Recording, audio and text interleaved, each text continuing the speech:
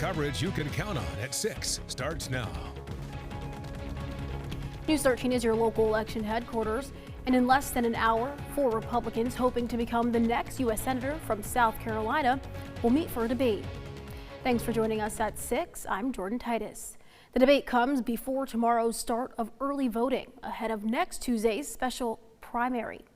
The next WBTW event will start at 7 o'clock at our sister station in Mount Pleasant. News 13 anchor Adriana Lawrence is live tonight in Mount Pleasant. And Adriana, how's it looking out there? Well, Jordan, it is very busy here as we expect the candidates to arrive shortly. Mark Lynch actually just got here about 30 minutes ago. We saw him walking through the hallways here at the studios of WCBD. The interim Senator Darlene Graham, she will not be here. We're told she's in Washington, D.C. tonight, taking care of some Senate business. Now, set to take the podium tonight are Representatives Russell Fry and Ralph Norman, both representing their districts in South Carolina, Fry's district in her own backyard. Both are strong supporters of President Donald Trump's agenda, but the president's endorsement went to Graham. Former South Carolina Governor and Congressman Mark Sanford believes, along with some of the other candidates, that the Senate needs a shakeup, especially on government spending. Businessman Mark Lynch agrees, but while he supports the war with Iran, he says he wants to see American troops come home and the U.S. economy improve. Now, there will be a lot to unpack after the debate ends. Again, it starts at 7 o'clock in less than an hour. I'll bring you all the key takeaways and highlights tonight at 11. For now, reporting live in Mount Pleasant, Adriana Lawrence, News 13. Thanks, Adriana. You can watch tonight's debate live at 7 right here on News 13. And a quick programming note, tonight's episodes of Wheel of Fortune and Jeopardy will air at their normal times but on WBTW 13.2. A list of those channels for various services and devices is on your screen right now. And happening now in Lake City, a meet and greet with some of the Democratic candidates running for statewide office in South Carolina. They include U.S. Senate candidate Dr. Annie Andrews, Dr. Jermaine Johnson, who's running for governor, and 6th District Congressman James Clyburn, who's running for another term in the U.S. House.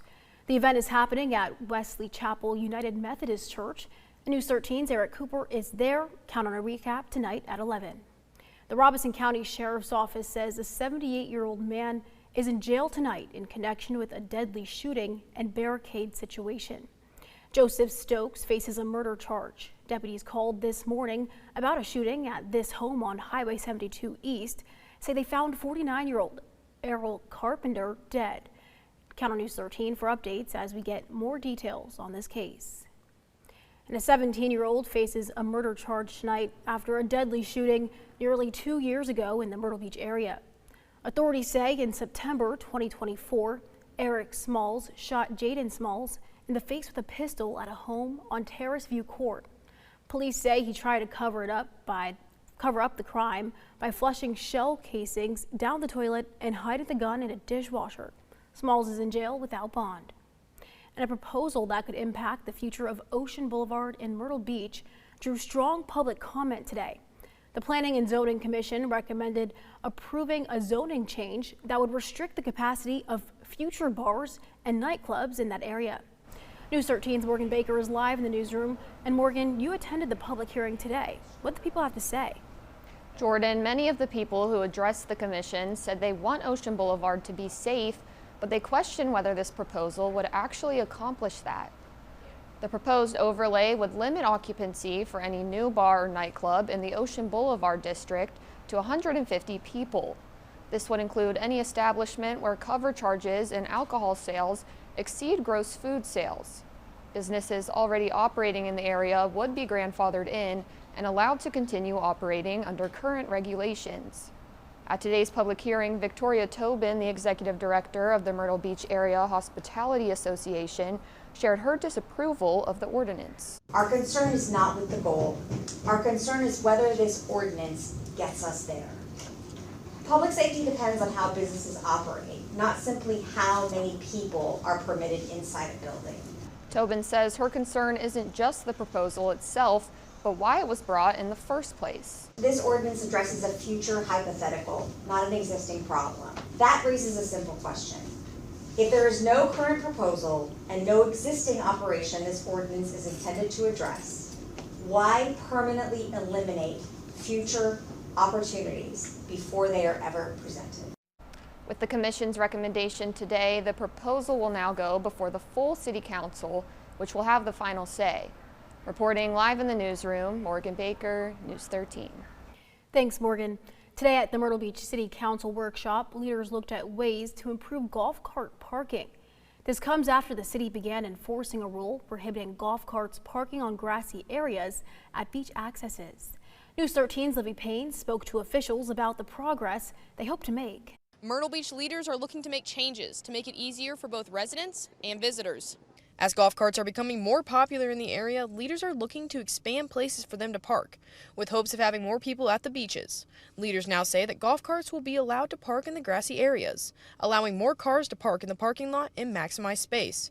Josh Bruger, the assistant city manager for Myrtle Beach, hopes to resolve the golf cart parking issue soon. The goal is the next council meeting, which would be next Tuesday if we can get this change done and approval at 2 meetings, which would then allow them to park in the grass, and then we'll start making the necessary improvements at the same time. The goal is to better accommodate the community members by making parking easier for both cars and golf carts. Council members were pleased to see the amount of golf cart spaces that can be made in the future, saying this makes our beach access more resident friendly. Hopefully over the next couple of weeks to a month, residents should start to see some of the changes that we implement. The proposal is expected to return to City Council next Tuesday. Reporting in Myrtle Beach, Livy Payne, News 13. A News 13 update. One person is in jail tonight after a 15-year-old was hit and killed riding a bicycle in Darlington County. Travis Timmons faces a string of charges, including hit and run with death or injury and open container of beer. The Darlington County Coroner's Office says Jonathan Collin was killed around 9 Saturday night on West Billy Farrow Highway in the Hartsville area. Troopers say the 15-year-old was with 2 other people when a car hit him and another bike rider. We don't know the other person's condition. New tonight, the South Carolina Department of Public Health confirmed 2 cases of West Nile virus in Myrtle Beach. The city says it will increase its mosquito control efforts. Weekly spraying started in May and will continue throughout the mosquito season. People are encouraged to remove any standing water in their yards, use insect repellent containing DEET, and avoid peak mosquito activity, especially in the morning. The loss of the Grand Dunes tennis courts has many players wondering what the future of sports will look like in Myrtle Beach. News 13's Cameron Townsend joins us live at the courts. And Cameron, one city council member says the city now has a chance to expand access to tennis and pickleball. Yeah, Jordan, these courts could soon become apartments, but city leaders say that shouldn't be the end of their conversation. They say as the Grand Dunes tennis courts make their way out for over 31 residential lots, Myrtle Beach City Council member Debbie Connor says it's an opportunity to create more places to play.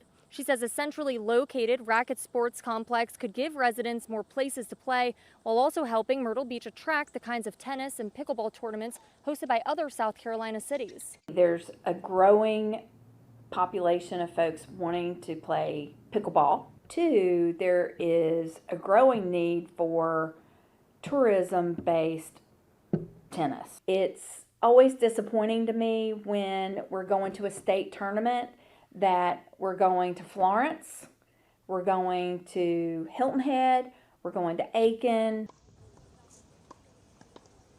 And she says while the project is still in early stages, she believes a mix of grants, public and private partnerships, and other funding sources could help make it a reality. I've had a lot of one-on-one conversations with council members, and they're anxious to see, what we can do, what the cost is going to be. I think we've got to think out of the box for this one, and I think if we do, we can actually create a stack of funding that would help us make it work.